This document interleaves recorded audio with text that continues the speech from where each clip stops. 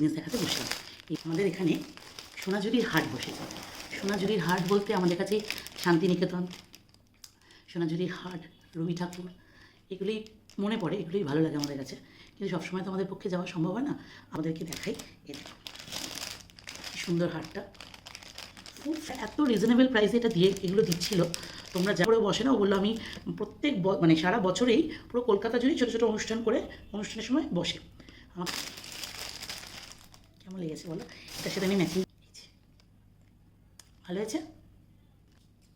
এই দেখো বলো, আমার তো এটা দারুণ লেগেছে। এটার সাথে গেছে, এখন একটু লাল হলে ভালো হতো।